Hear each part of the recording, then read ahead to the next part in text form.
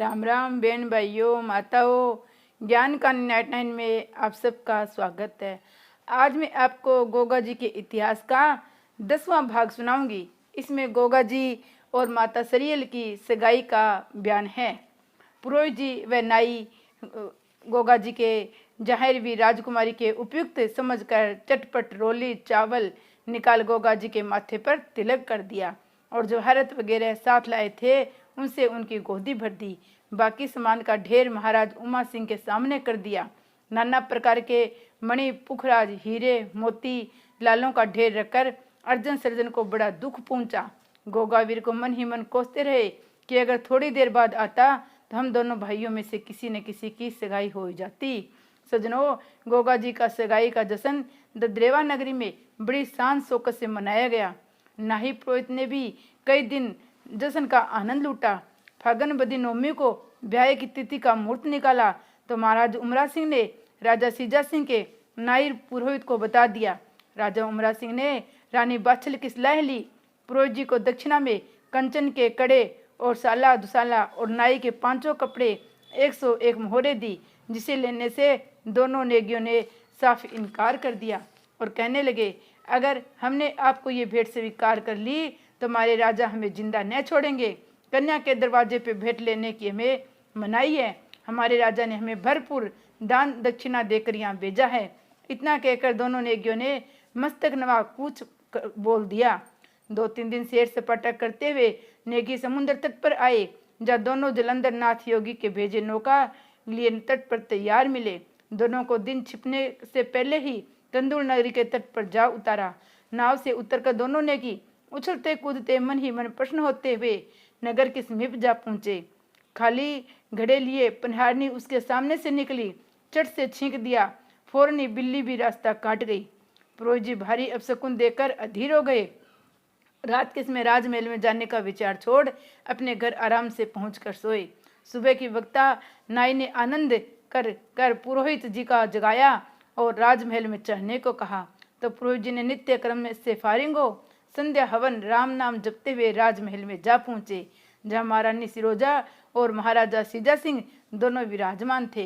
इतने कम समय की अवधि में नाई नेगी का आया देख राजा सीजा सिंह ने अपने भाग्य की सराहना की और पुरोहित जी को प्रणाम कर बैठने को आसन दिया। पुरोहित जी के आसन ग्रहण करने पर महाराजा सीजा सिंह ने पूछा, पुरोहित जी, आपके रास्ते में कोई खास परेशानी तो नहीं हुई? आपने राजकुमारी सीरियल का टीका कौन देश में किस राजा के राजकुमार को चढ़ाया है और कौन तिथि का ब्याह का मुहूर्त निकाला है? राजकुमारी की आयु कितनी है? सारे प्रश्न राजा सीजा सिंह ने पुरोहित जी से एक ही सांस में कर डाले।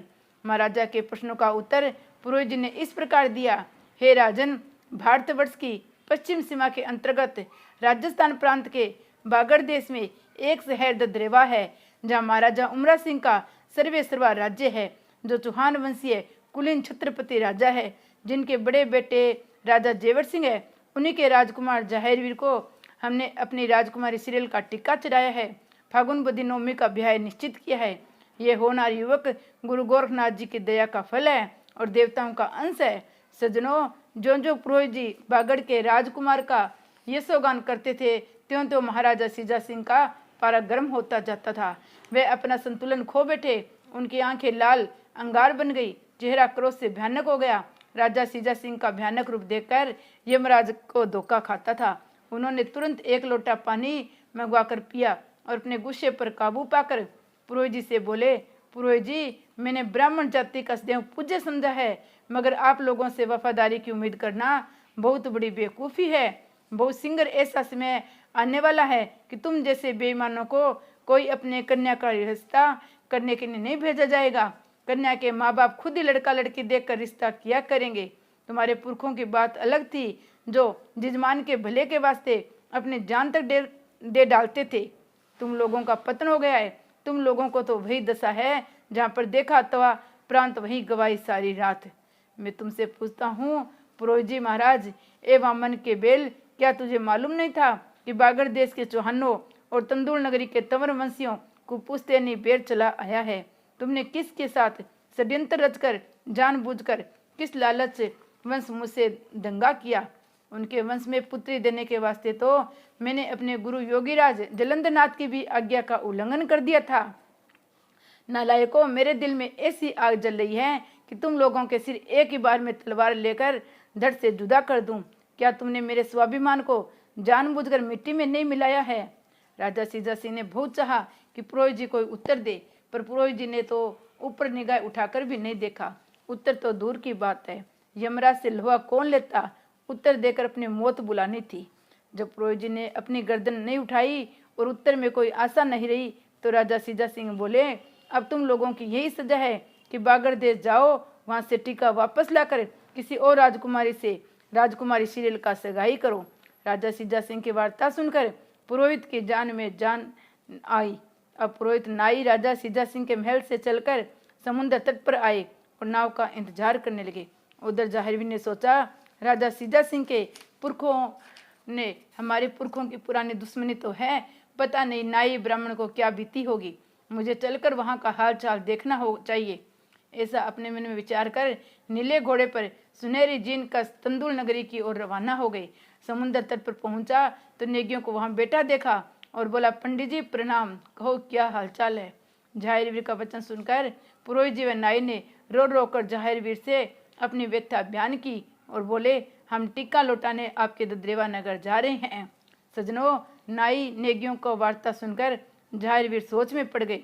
जाहिरवीर की सोच विचार करते देख पुरोहित जी बोले, राजकुमार जी, हम लोग इस टीके को आपको चढ़ाने के लिए राजकुमारी सीरियल और उनकी माता सिरोजा की आज्ञा अनुसार लेकर पहुंचे थे। राजा सीजा सिंह का उग्र रूप देखकर वह दोनों बेचारे थर थर कांप रही थी। कहीं पुरोहित जी राजा से अपनी जान छुड़ाने के लिए हम लोगों का नाम न ले दे।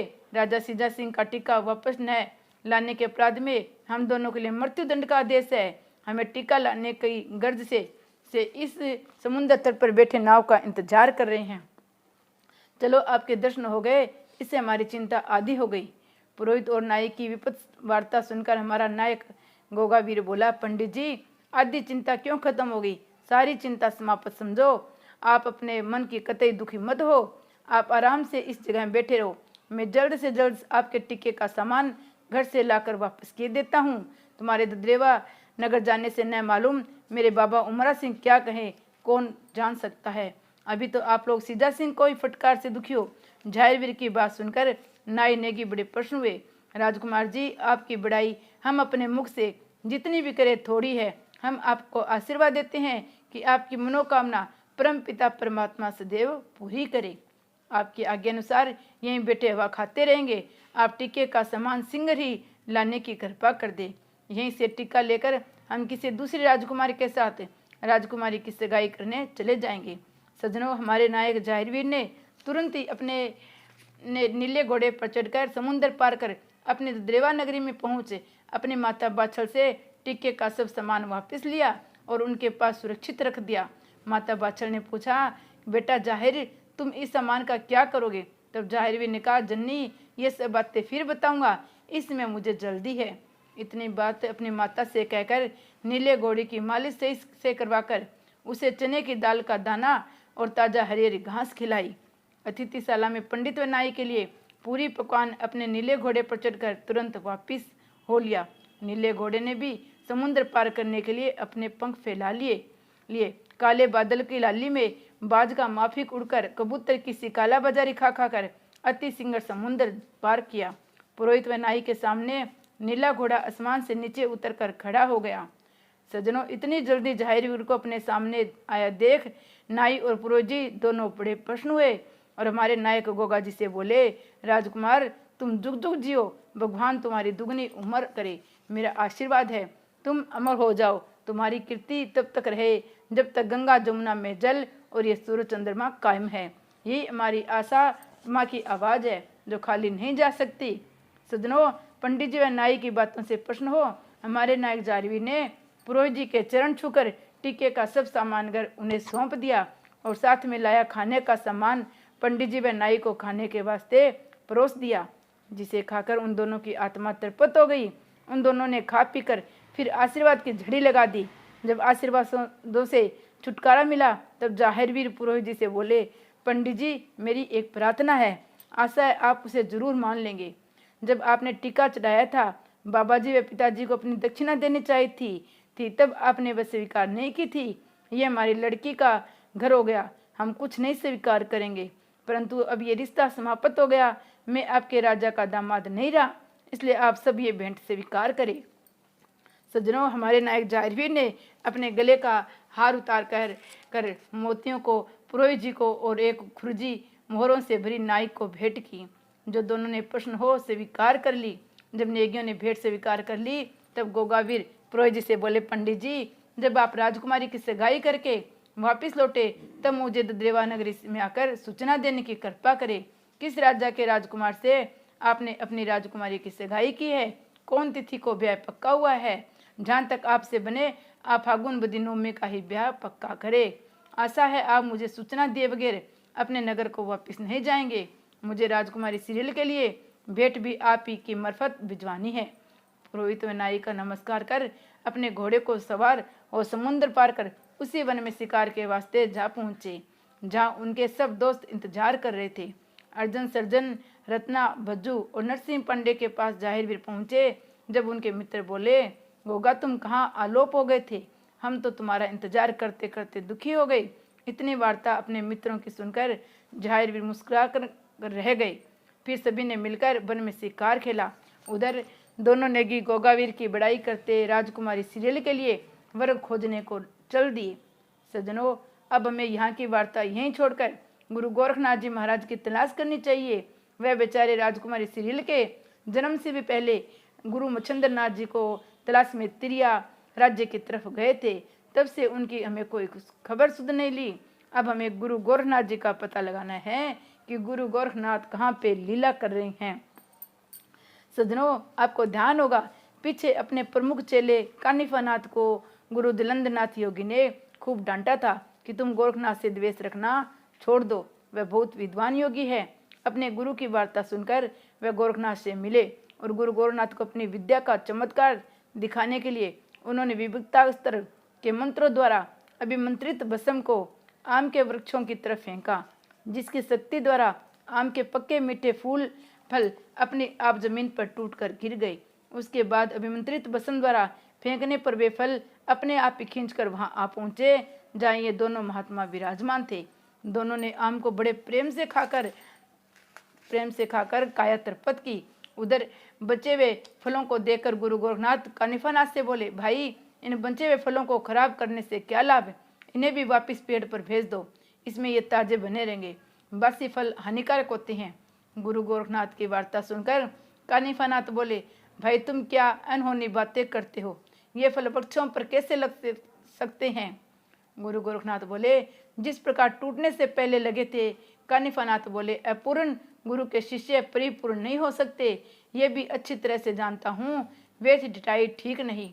इस पर गोरखनाथ बोले, मेरे गुरु ने मुझे इतना सामर्थ्यवान बना दिया है कि मैं किसी से हारने वाला नहीं। कानिफानाथ ने व्यंग्य के साथ कहा, यही आपके गुरु है न, तो त्रिया राज्य में भोग विलास के चक्कर में फंसे पड़े हैं। उनकी परिपूर्णता की बात किसी से छिपी नहीं है। अपने गुरु मच्छिंद्रनाथ की बुराई सुनकर गुरु गोरखनाथ ने गुस्से में भरकर कहा, और आपके गुरु की जो दुर्दशा हुई है, क्या वे किसी से छिपी है? वे गोड बंगला के राजा गोपीचंद के यहाँ एक गड्ढे में कई वर्षों तक कैद है, जिसके ऊपर मनो घोड़ों की लीद पड़ी है। अगर वह चमत्कार जानते होते तो क्या बाहर नहीं निकल आते? अगर तुम यकीन न आया हो तो राजा गोपीचंद की राजधानी हेलापटन में जाकर अपने गुरु की दुर्दशा अपनी आंखों से देख सकते हो। सज्जनों, ईंट का जवाब पत्थर से मिलने पर कानिफानाथ खिसियाने हो गए। उन्हें कोई उत्तर देते न बन पड़ा। वे सोचने लगे, अब क्या उत्तर दूं? इन्हें सोच विचार करते देख गुरु गोरखनाथ बोले, मेरे गुरु की सिखाई विद्या का चमत्कार देखना चाहते हो तो लो देखो। अगर ये आपके तोड़े आम अपनी जगह पेड़ों पर जाकर लटक जाए तब तुम्हें गुरु को परिपूर्ण मानोगे। कानिफानाथ बोले, कुछ करके दिखाओ तभी जाने, ने कोरे गाल बजाने से क्या लाभ? गुरु गोरखनाथ की बात अच्छी न लगी। फिर भी शांति धारण कर उन्होंने प्रश्न पत्र से संजीवनी मंत्रों से अभिमंत्रित भस्म उन फलों पर डाली। देखते ही देखते वह फल वहां से उड़कर उसी वृक्ष पर, उसी डाली पर अपनी जगह पर जा लटके, जैसे पक्षीगण उड़ उड़कर अपने घोंसलों में अपने बच्चों के पास जा बैठते हैं। गुरु गोरखनाथ का ये चमत्कार देखकर कानिफानाथ बहुत आश्चर्यचकित हुआ उन्हें ये कदापि आशा न थी कि आम पुनः अपने जगह पर जा लटके जाएंगे। कानिफानाथ को अपनी भूल पर बड़ा पश्चाताप हुआ। वाकई गोरखनाथ विद्या बुद्धि से मुझसे आगे हैं। मेरे गुरु जलंधरनाथ का कहाँ सच निकला। कानिफानाथ ने गुरु गोरखनाथ से अपने दुर्वचनों के लिए क्षमा मांगी। आपका विज्ञान विद्या देकर मैं समझ गया, अभी मुझे भूत कुछ सीखना बाकी है। गुरु गोरखनाथ बोले, कोई बात नहीं भाई, ये मेरे लिए अच्छा ही हुआ कि आपके द्वारा ये पता चल गया कि मेरे गुरु मच्छिंद्रनाथ कहाँ है और क्या मैं कर रहा हूँ। अब उनके उद्धार करने के लिए कोशिश करूँगा और आपके द्वारा जो मोटे मीठे आम खाने के लिए उधर शांति हुई, वहाँ क्या कभी बुलाई जा सकती है। गुरु गोरखनाथ की मीठी वार्ता सुनकर दोनों प्रेम पूर्वक सम्मान के साथ गले मिले। कानिफानाथ अपने रास्ते चल पड़े। गुरु गोरखनाथ अपने गुरु की खोज में तिरिया राज्य की तरफ रवाना हुए, क्योंकि बिना उधर जाए गुरु का उद्धार करना सरल काम नहीं था। सज्जनों, इस प्रकार सोच विचार करते अपने लक्ष्य पर पहुंचने के लिए मंजिल मंजिल दर पार किया राज्य की सीमा पर जा पहुंचे, जहां पुरुष का प्रवेश वर्जित था। गुरु गोरख एक पत्थर की शिला पर बैठे हरि गुणगान करते हुए विचार मगन हो गए। काफी समय समाप्त हो जाने पर भी उन्हें कोई उपाय नहीं सूझा। वे आशा निराशा के संकट में मुक्ति पाना चाहते थे। क्या देखते हैं, जिधर से वे आए थे उधर से कोई रूपवती नारियां रथ में बैठी उन्हीं की तरफ चली आ रही थी, जिनसे एक नारी यौवन संपन्न अप्सरा के समान अति सुंदर वस्त्र आभूषणों से सुसज्जित वेशभूषा में तंबला सारंगी के साथ उनके निकट आ रथ से उतरकर विश्राम करने को ठहर गई। तभी जो नारी अप्सरा के समान थी उससे पूछा, आप कहाँ से आ रही हो और कहाँ जाओगी। उसने उत्तर दिया कि हम उधर दूसरे राज्य की रहने वाली हैं, तिरिया राज्य में जाने के विचार से आई हैं। गुरु गोरखनाथ ने प्रश्न किया, किस कारणवश। उत्तर मिला, संगीत कला दिखाने के वास्ते। गुरु गोरखनाथ बोले, क्या वहाँ कोई संगीत कला विशारद नहीं है। उसने उत्तर दिया, काफ़ी, परंतु सबकी कला जुदा होती है। यहाँ की रानी मेनकियों की नवीनता से प्रेम है, वे संगीत कला में काफ़ी रुचि रखती है। और गुरु गोरखनाथ ने कहा, आप कौन है और कौन सा पाठ करेगी और आपको क्या नाम है। वह सुंदरी गुरु गोरखनाथ से बोली, आपने तो ढेरों प्रश्न एक साथ कर दिए, फिर भी आपको बतलाती हूँ। मैं विधवा नारी हूँ, नाच गाना मेरा व्यवसाय है, कालिंग रानी मेरा नाम है। आगे और क्या पूछना चाहते हो, पूछिए। गुरु गोरखनाथ बोले, हम साधु संत है माता जी, हमें इससे क्या लेना, आप क्या करती है।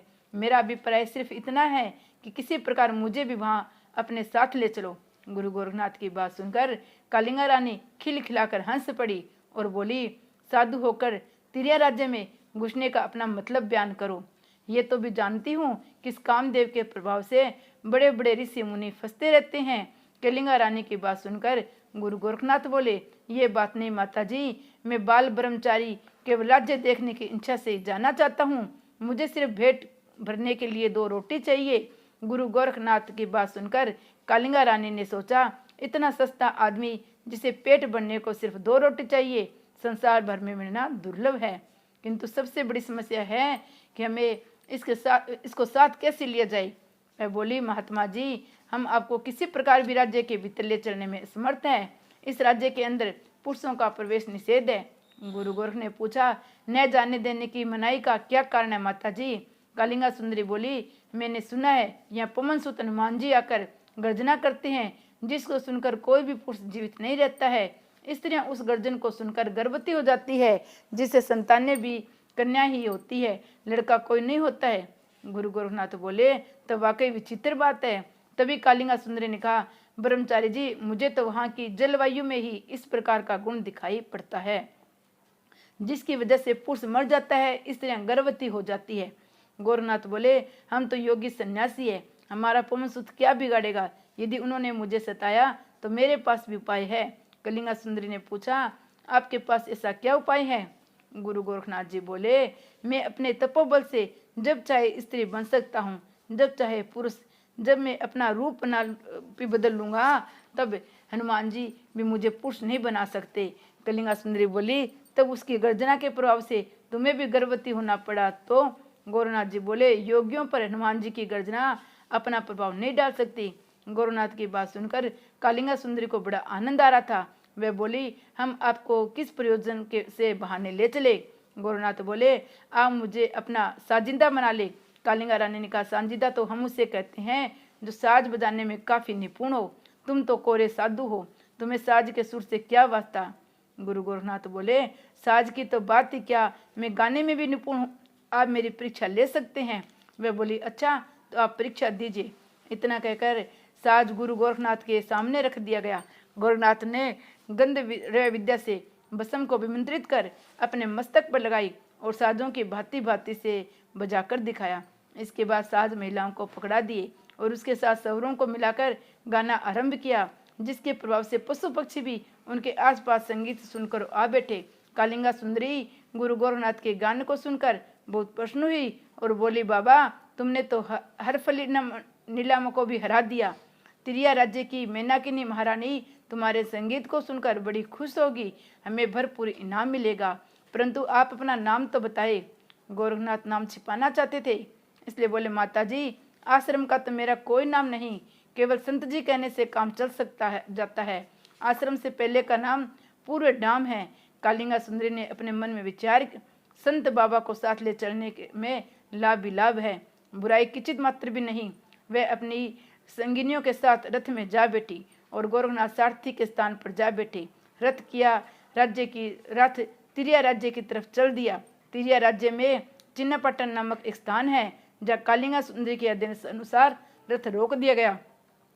सायंकाल का समय था, सूर्य भगवान अस्त हो रहे थे। कालिंगा सुंदरी भी अपनी सखियों के साथ रथ से उतर गई। सबसे मिलजुल कर भोजन किया, बिस्तर बिछाकर सोने की तैयारी कर गुरु गोरखनाथ से बोली, संत जी आप भी बिस्तर बिछाकर आराम करो। गुरु गोरखनाथ बोले, माता जी अभी तो नींद नहीं आ रही है, हम सन्यासियों को क्या सोना और क्या जागना, हम तो बैठे बैठे ही जागते हैं और सो भी लेते हैं। कालिंगा सुंदरी की समझ में गुरु गोरखनाथ की वार्ता नहीं आई और अपनी सहेलियों के साथ लेटकर खराटे बनने लगी। गोरखनाथ बैठे बैठे विचारने लगे, अपने गुरु मच्छिंद्रनाथ को यहाँ के जाल से निकालने का क्या प्रयत्न किया जाए। तभी उनको समझ में एक उपाय आया। उन्होंने विचार, अगर हनुमान जी इस राज्य में न घुसने दिया जाए तो संभवतः समस्या हल हो जाएगी। अपने मन में खूब निर्णय करके मोहन शास्त्र, नाग शास्त्र, इंच्छा शास्त्र, वज्र शास्त्र, वृक्षा शास्त्र आदि के द्वारा ऐसी व्यवस्था कर दी कि तिरिया राज्य के अंदर हनुमान जी न आ सके। श्री गुरु गोरखनाथ जी की जय। गोगा जी महाराज की जय।